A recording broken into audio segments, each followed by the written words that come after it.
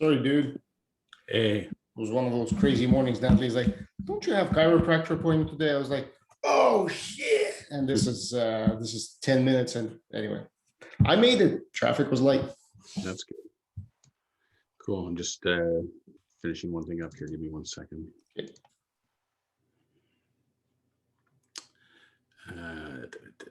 Save. All right. Save that.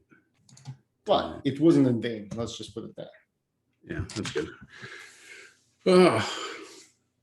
So you're going to do a quick little episode and then get into the good stuff again? Yes, indeed we will. Nice. What happened yesterday? Anything exciting on your end, non-app related? No, sorry. I was fully engrossed in this. I didn't do any of the stuff that I wanted to do. None of the sales pages, none of it. I was just software development. Sorry, I don't apologize. At least someone's doing the work. Yeah. No, I had 2 coaching calls yesterday. How did that go?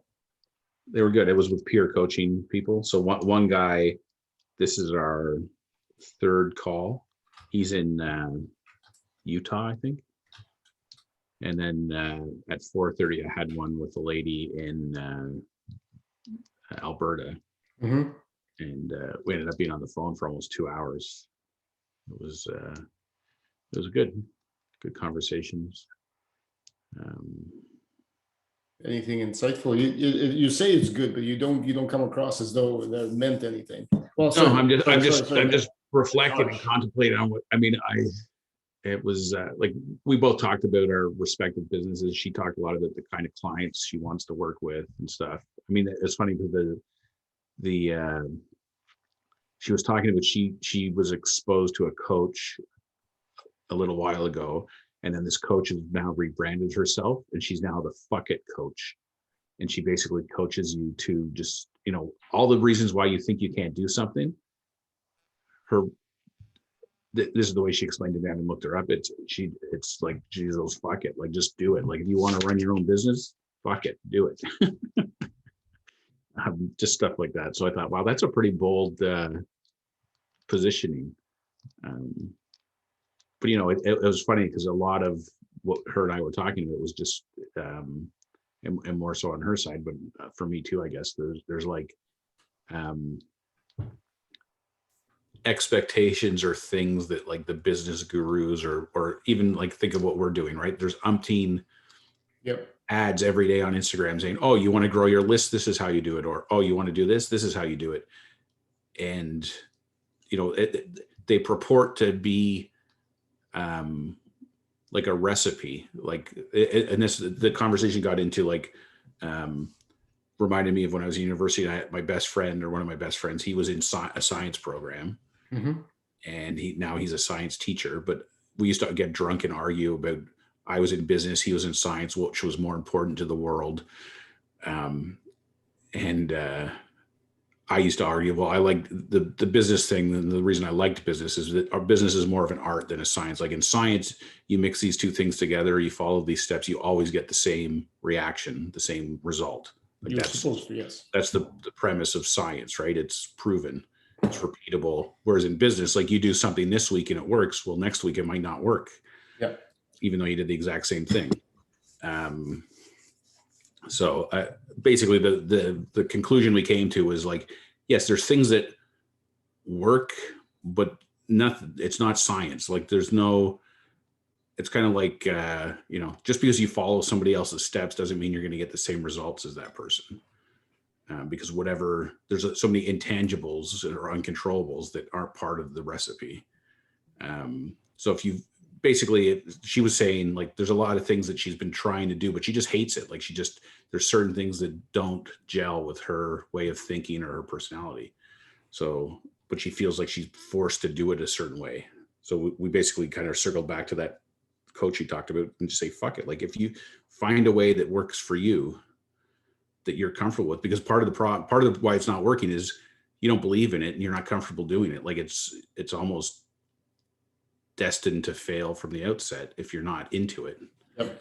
Anyway, so that was a really good conversation. In the morning one, I'm trying to remember. Same kind of thing. I mean, he's going back and forth on his niche, like what what kind of clients does he want to work with, and things. But he's very much caught in the loop of like,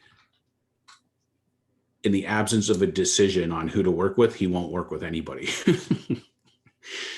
Right? Like you got to, and I've worked with people like that. I don't know if I'm sure you have too, where it's like they're caught in the loop of trying to pick the perfect place to start, and therefore they don't start, versus just throw a dart at a dartboard and whatever it lands on, go do that. Like that's, you got to just do something. So that was an interesting conversation as well. Did that change anything in your perspective of what you're doing or how you want to be doing your stuff? No. I mean, we talked a lot about with the lady in the afternoon about how many balls in the air I have. But I mean, I keep coming back to the conclusion that I like it. I want to be doing lots of different stuff. Like I don't want to just pick one, focus on it. So it just goes back to like, doing what's comfortable for you and what you want to do.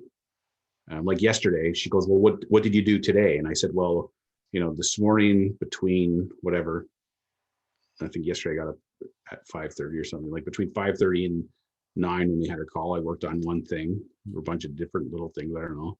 Like I did my posts and I did some stuff, and then we had her call, and then I had a coaching call. Then I worked on my interview simulator page. Then I worked on my leadership for teens page to adjust all my pricing, call outs and stuff. And then I had another coaching call. And then I don't know, I forget what else I was working on, but I worked on like 5 or 6 different things yesterday. But I enjoyed every minute of the whole day. It was great. So anyway, I think I'm gonna keep doing that until something works, or I have some kind of insight that says stop doing it and you should do something else. So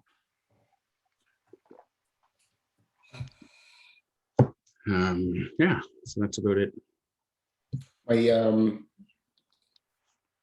Talk about serendipity, completely nothing related to business or what we talked about.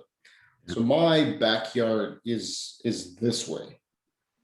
The back end, so I have half of my backyard. Half of my backyard is deep, and then the other half is half the depth. Yeah, just the way the lot lines fell. Yeah. So and then my neighbors go, and so I'm very close with my neighbors. That keep drinking all the time. We were sitting there one night, and it's like, oh man, wouldn't it be nice if our backyards were just a bit deeper, because they're quite shallow. I mean, city infill, so what do you want to do? Blah blah blah. And then it turns out, so first of all, 2 friends are living in a semi next to each other, friends from university, like forever friends. So that happened. They bought into this neighborhood not knowing that just down the street, a friend of theirs who they went to university with is also bought a house. So there's a lot of people that know each other. Well, that friend who went to university is intellectual property lawyer. Okay. He somehow knows this guy who's a he's a big shot developer in the city of Toronto, not like towers, but like residential. Okay. And one thing led to another, blah, blah, blah.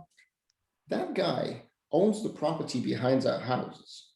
And that's the old Alderwood property, which is like 50 foot wide, blah, blah, blah. So it starts half of my property. This is one that was and said, my neighbor's property, and half of my third neighbor's property. Yeah. So my third neighbor, he's a real estate agent. So he just approaches him saying, hey, dude, like, wow, what's going on? What are you going to do there? Oh, I'm going to rip it down, sever the lot, put their houses on. He's like, well, since you're severing it, why wouldn't you, would you consider severing these pieces and selling them off to us? Yeah. So that conversation is going on right now, and I'm thinking to myself, here I am finding myself without work, and I need to cough up, I don't know, 50 grand, 60 grand. Yeah. It's just that would never happen. That really never happens in life when like a sequence of events leads you to the ability. We talked about that, not knowing that anyone knows each other. We just talked Yeah. about that, and then out of the blue, we find out that the owner of that property is actually known to us. He's going to the city on Friday to like apply for severance. Yeah. That's awesome. Yeah, we'll see. I'm afraid of what he's gonna ask in terms of cost. Yeah. Because What's funny though, like for him, I don't know how he would approach it or think about it, but it's gravy. Like because like he likely won't be reducing the value of the severed properties to build, and like he's not. For him, this is basically funding his construction. This is that's what I mean. Like if he was going to put 3 houses there or 2 houses and sell each one for $1 million, just for a round number, and now he gives you guys part of your yard back. Yeah. He's still going to sell it for the same price he was going to sell it for before. He will, yeah. Yeah. So even in fact, he's going to sell it for the same price. Yeah. But he can make money on this side if he just says that he sold it for $5,000 and we give him cash on the side, like whatever we actually agreed to. So he doesn't pay taxes on it. Yeah. But it's anyway. Okay. This was a great episode. This was a fantastic. This just came to my head, but I don't even know if this is feasible because it might cause more problems in the future. But there could be, like, instead of buying it, I wonder if there's like some kind of a lease arrangement or something where you get the use of the land, but he maintains ownership over it. It's a separate thing. But I don't know if I think that would be messy. And besides, then you're paying money for something that can be yanked away from you at any point in time. Yeah. Let's say he sells it to somebody else and that person decides not to extend your lease or terminate your lease. It could be like a lifetime lease. I don't know. Like there's things like that. But that's a good point. But that creates more hassle for the new owners because, like, when they buy a property knowing that this is my lot line, okay, I'm good with that. When you're buying a property and somebody says, well, your lot line is actually there, but this is leased by these people for the entire, they can say, oh shit, they're leasing it. You don't really need it. Yeah. But it's anchoring, right? Yeah.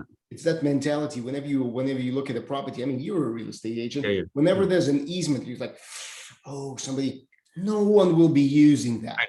No one's ever not bought something, especially in a hot market, because of circumstances like that. I'm just thinking in terms of like the tax implications and all that stuff. Like it might be better scenario for everybody, but anyway, it's just because he's flipping and not owning that property. Yeah, I think it creates more challenges than anything. Yeah.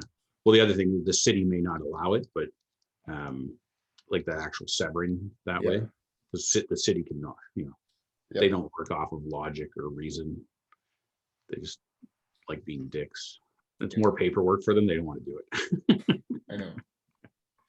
All right. Okay. Cool. Thank you very much, everyone. We'll see you tomorrow.